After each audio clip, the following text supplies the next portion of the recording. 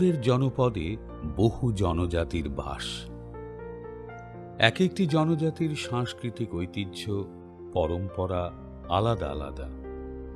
লোকসংস্কৃতির ভিতরে বিভিন্ন ভাষা, আচার অনুষ্ঠান, লোকসঙ্গীত, বেশভূষা, ঘর গেরস্থালি আলাদা রকমের।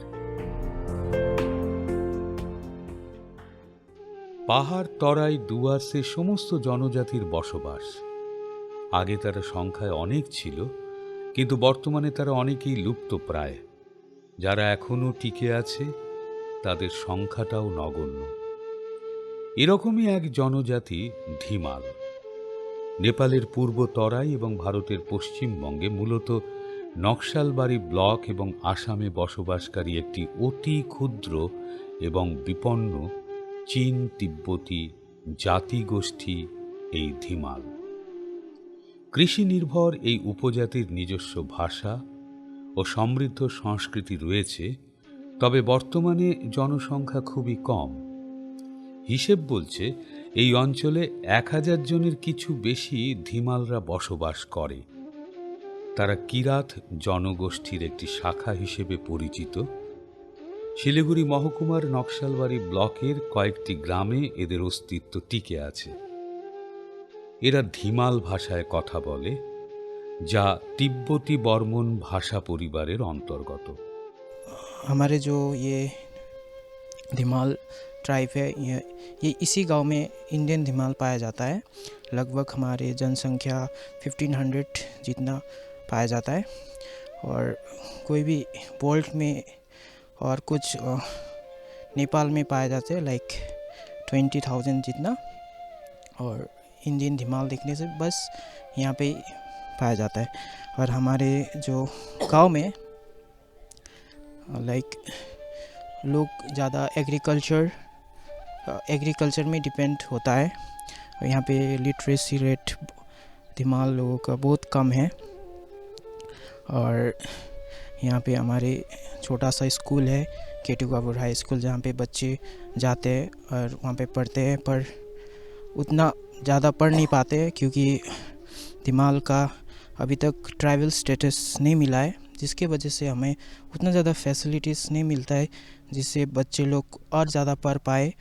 और गवर्नमेंट उतना हम लोगों को इग्नोर कर रहे हैं क्योंकि हमारा जनसंख्या बहुत कम है, जिसके वजह से हमारे कल्चरल, हमारे डांस, हमारे फोक सॉन्ग्स ये सब लूज होते जा रहे हैं। ধিমালদের নিজস্ব লোক সংস্কৃতি আছে, যার মধ্যে তুরি ও পোটো নামক লোকগান প্রচলিত। উৎসবের সময় তারা ঐতিহ্যবাহী নৃত্য পরিবেশন করে। ধিমালরা ওরা শিকার করা এবং মাছ ধরা এবং এদের জীবিকার মধ্যে পড়ে। আর আমরা বিশেষ কোনো উৎসব আনন্দে যখন আমরা উপভোগ করি, তখন আমরা এই মাছ কিভাবে ধরে সেটা নিয়ে আমরা সুন্দর করে একটা নৃত্য আমরা পরিবেশন করার চেষ্টা করি, এবং আমরা নাচের মাধ্যমে দেখাতে চাই যে আমরা কিভাবে শিকার করি এবং মাছ ধরি।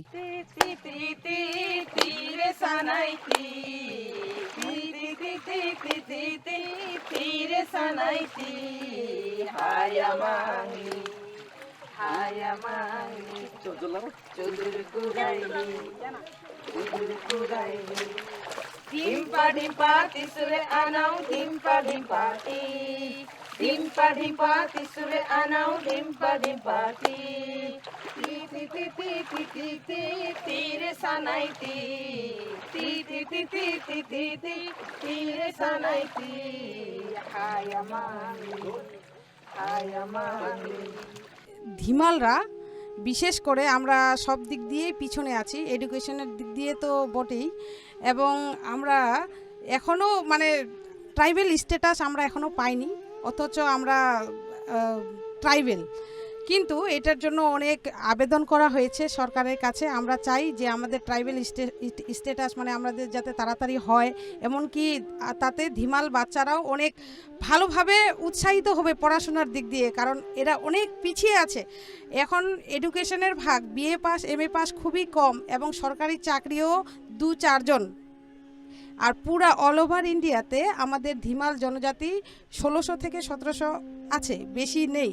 এদের যদি একটু সরকার থেকে কোনো সহযোগিতা না পায় তাহলে আমরা ধীরে ধীরে লুপ্ত হয়ে যাবে এই ধিমেল জনজাতি। এবং আমরা এই সংস্কৃতিটাকে টিকিয়ে রাখার জন্য নানান ধরনের গান, যেমন আমাদের গ্রাম পূজার গান আছে এবং শিকার করার গান আছে এবং ধান কাটার, এবং আমরা স্নান করতে গেলে ধিমাল মেয়েরা কিভাবে তারা আনন্দ করে একসঙ্গে যায় সব কিছু গান আছে। এবং এমনকি যেমন লাঙ্গল দিয়ে কিভাবে ধান চাষ করা হয় লাঙ্গল দিয়ে, সেটাও আমরা গানের মাধ্যমে দেখাই। আসল কথা, আমরা আমাদের যত সরকারি প্রোগ্রাম বলেন, যে কোনো প্রোগ্রামে বলেন, আমাদের যখন ডাকা হয় আমরা তখন চেষ্টা করি যে আমাদের জনজাতিটাকে যাতে মানুষ চেনুক। এখন অনেকেই আপনাদের সহযোগিতায় অনেকে জানে এখন ধিমাল জনজাতি। আগে ধিমালরা কারা এই নিয়ে অনেক ধরনের চিন্তাধারা ছিল। এবং কি মাস্টারমশাই আছে মিস্টার গর্জন কুমার মল্লিক, উনি ধিমাল জনজাতি নিয়ে অনেক লেখালেখি করতেছেন বলে এখন একটু শিক্ষিত মহল জানতে পেরেছে যে এই ধিমাল জনজাতিটা কি।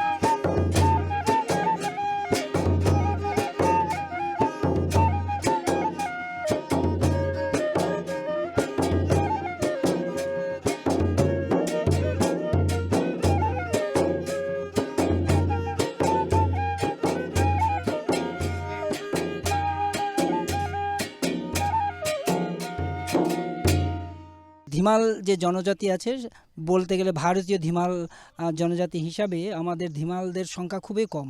আমরা ভারতীয় ধিমাল হিসাবে 1700-র মতো ধিমাল এখানে আমরা বসবাস করি।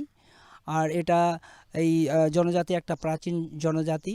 আদিতে 1000 বছর আগেই, আমরা যদি ঐতিহাসিকদের দেখি তাহলে 1000 বছর আগেই প্রাক জ্যোতিষপুর হয়ে আমাদের জনগোষ্ঠী এই ভারতবর্ষে ঢুকেছিল, প্রাক জ্যোতিষপুর হয়ে। তারপরে আস্তে আস্তে আসামের হয়ে তারপরে চলে এসেছে এরা তরাইয়ের বিভিন্ন বন জঙ্গলে ধিমালরা দীর্ঘদিন ধরে বসবাস করেছে। এইরকম ছড়িয়ে ছড়িয়ে আস্তে আস্তে এরা শিলিগুড়ি এবং জলপাইগুড়ি হয়ে এই নকশালবাড়িতে এসে ধিমালদের একটা জনসংখ্যার বসতি আজ স্থায়ীভাবে বসবাস শুরু করেছে। তাছাড়া আমাদের ভাষা সংস্কৃতি সব কিছু যে হারিয়ে যাচ্ছে, এই জন্য আমরা মাঝে মধ্যেই ধিমালদের লোক সংস্কৃতি এবং ভাষা সংস্কৃতি রক্ষার জন্য আমরা প্রোগ্রাম করে থাকি। বর্তমান সমীক্ষা অনুযায়ী এই জনজাতির সংখ্যা খুবই কম, যা তাদের অস্তিত্ব রক্ষার লড়াইকে কঠিন করে তুলেছে। শান্ত অনাড়ম্বর জীবনযাপনের মাধ্যমে নিজেদের জীবন অতিবাহিত করে।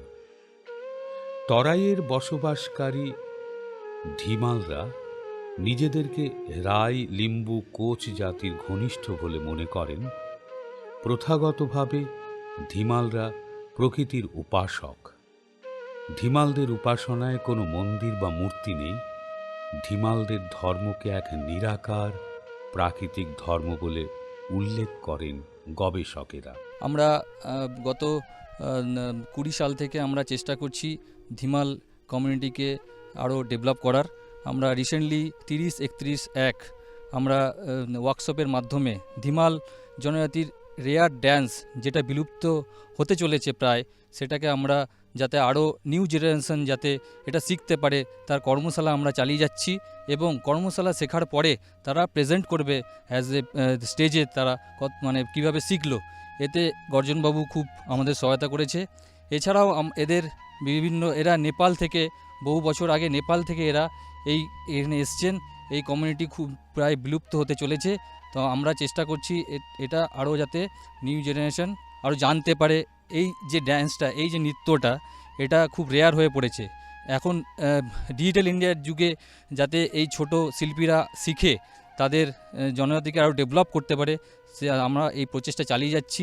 এছাড়া এদের বিভিন্ন রকম ড্যান্স রয়েছে, এদের কমিউনিটি বেস নাচ, মাছ ধরার গান রয়েছে, হ্যাঁ, তারপরে বাচ্চা যখন কাঁদে তার কান্নাটাকে থামিয়ে দেওয়ার একটা গান রয়েছে। এছাড়াও এদের পূজা পার্বণের বিভিন্ন মাধ্যমে এদের গান আছে।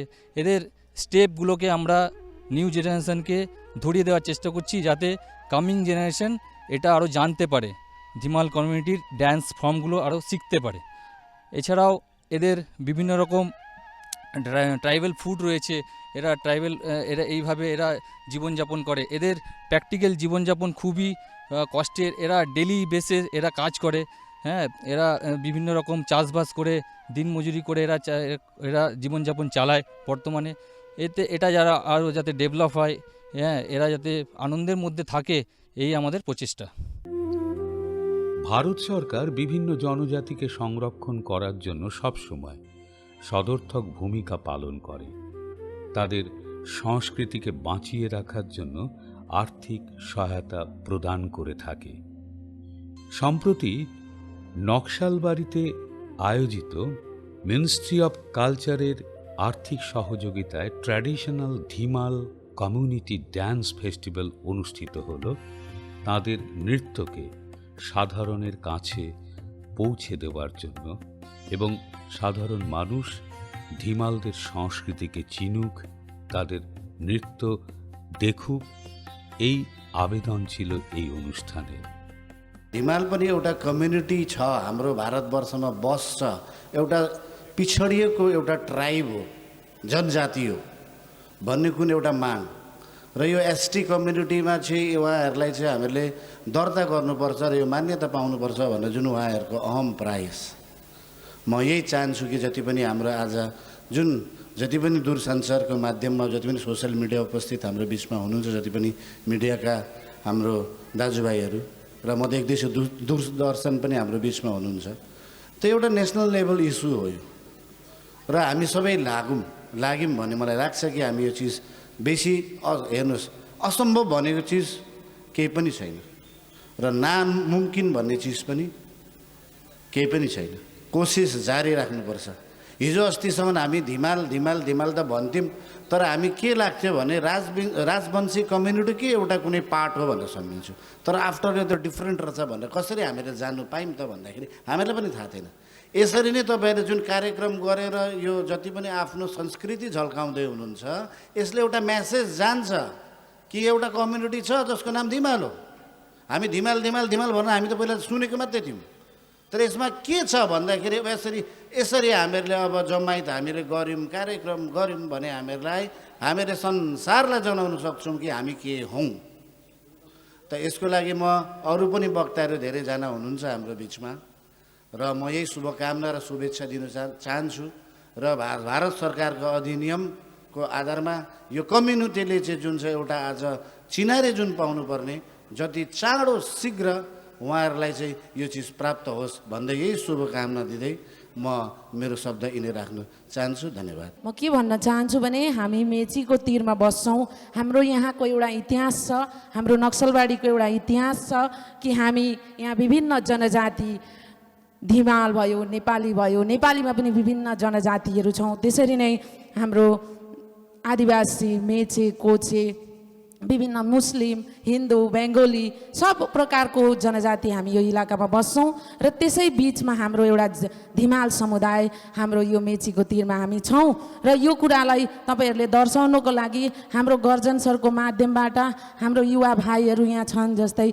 पहिले हाम्रो यस इलाकामा पञ्चायत मेम्बर हाम्रो मालबर काकु हुनुहुन्थ्यो, उहाँ पनि धेरै राजनीति क्षेत्रमा अगाडि थिए र यसरी धिमाल समुदायको यो हाम्रो मणिराम जिपीलाई बनाउनुमा, हाम्रो नक्सल बनाउनुमा ठुलो योगदान छ र आउने दिनमा धिमाल समुदायको लागि हाम्रो तर्फबाट पनि हामीले जे जस्तो गर्न सक्छौँ हामी गर्नेछौँ र हामीले विगत केही वर्ष अगाडि हामीले यहाँनिर जुन माता मन्दिरको त्यहाँनिर हाम्रो नक्सलबाडी पञ्चायत समितिको माध्यमबाट हाम्रो विशेष गरेर गर्जन सरको विशेष तत्त्वाधानमा हामीले एउटा फन्ड ल्याएर राम्रो एउटा बिल्डिङ, एउटा बााउन्ड्री जो चाहिँ म्युजियम पनि बनिएको छ र त्यसरी नै हामी अझै आउने दिनहरूमा यो समुदायलाई अझै राम्रो राम्रो जुनै पनि डिपार्टमेन्टबाट सुविधाहरू दिन सकौँ, यही आशा राख्दै म सम्पूर्ण धिमाल समुदायका हाम्रा आमा बाबा दाजुभाइ दिदीबहिनीहरूको साथमा अवश्य उभिनेछु र आउने दिनमा सामूहिक विकासको लागि अगाडि हामी बढ्नेछौँ भन्दै म मेरो यो कुरालाई यहीँ समाप्त गर्न चाहन्छु। धन्यवाद।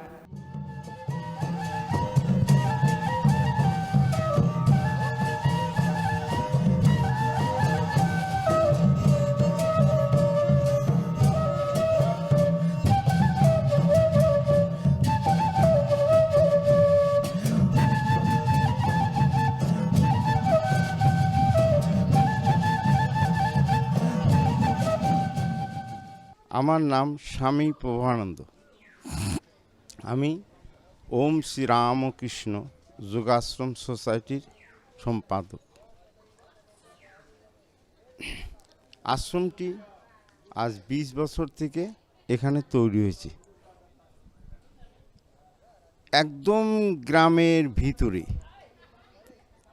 নদীর ধারে একটা জায়গায় এই গ্রামের জনসাধারণের জন্য এই আশ্রমে একটি প্রাইমারি স্কুল আছে। এখানে ছেলেমেয়েরা লেখাপড়া শেখে। আমাদের স্কুলে 6 জন দিদিমণি, 1 জন শিক্ষক। আমরা কম পয়সায় এদের শিক্ষা দান করি। এই গ্রামটা খুবই উন্নত, আর আশ্রমের রাস্তা নেই, কোনো রকম রাস্তা নেই যাওয়ার। নদী দুই ধারেই নদীতে কোনো ব্রিজ নাই। আমরা একটা বাঁশের সাঁকো তৈরি করে এই ছেলেমেয়েদের যাতায়াত করি। এই আমাদের এই ঢেমাল সম্প্রদায়ের যে সংস্কৃতি এই তুলে ধরার জন্য আমরা এখানে প্রচেষ্টা চালাচ্ছি, যাতে আমাদের গ্রামের এই অশিক্ষিত ছেলেমেয়েরা যাতে শিক্ষার আলো পায়। শিক্ষা যদি না থাকে তাহলে কোনো কিছুর উন্নতি হয় না। শিক্ষাই হচ্ছে জাতির আসল তত্ত্ব এবং জীবনেরও তত্ত্ব।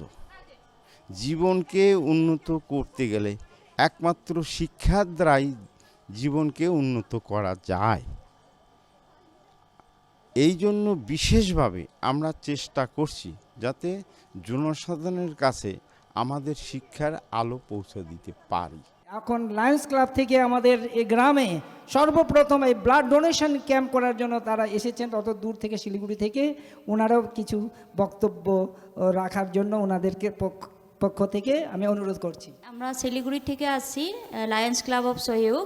এখানে আমি একটা ব্লাড ডোনেশন ক্যাম্প করছি, আই চেকআপের ক্যাম্প করছি, আরও একটা খাওয়ার একটা করছি, ফ্রি খাওয়ার দিচ্ছি লাঞ্চে। এখানে আপনাদেরকে সবাইকে সহযোগ করতে একটু বললাম। বয়স কত আপনার? কত বছর বয়স? 62 বছর বয়স। ঠিক, এদিকে তাকাও তো, এদিকে দূরে তাকাবে। হ্যাঁ,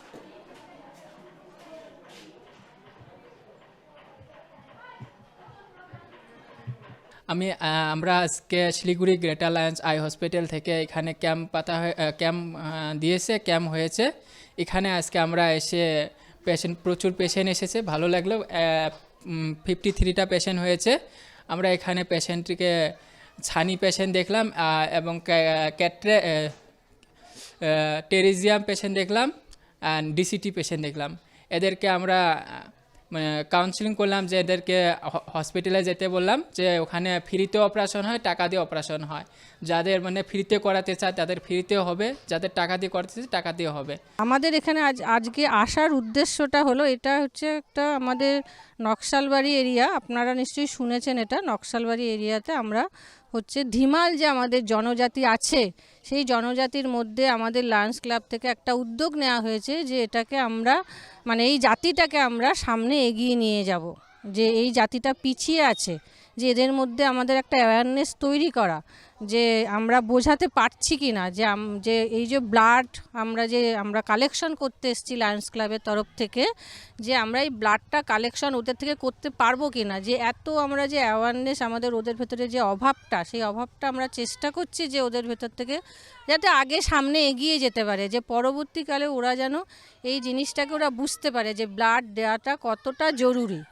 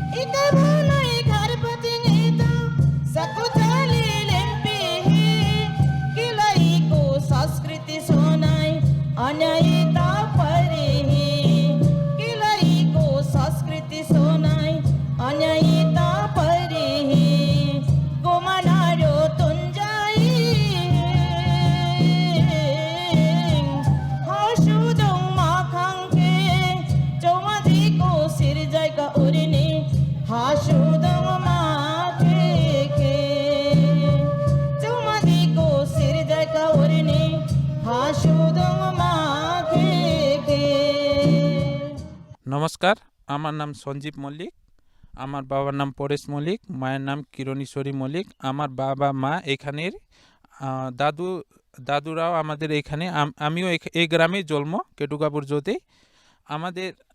আমাদের স্কুলে একটু মানে 8 পর্যন্ত আছে, মাধ্যমিক পর্যন্ত হলে একটু ভালো হবে আমাদের ধিমাল পক্ষেরা। আর কাজ তো এমনি আমরা খেতিবাড়ি করি স্যার, কৃষিকাজের মানে একটু সহায়তা পালে একটু আবার একটু এগিয়ে যাব।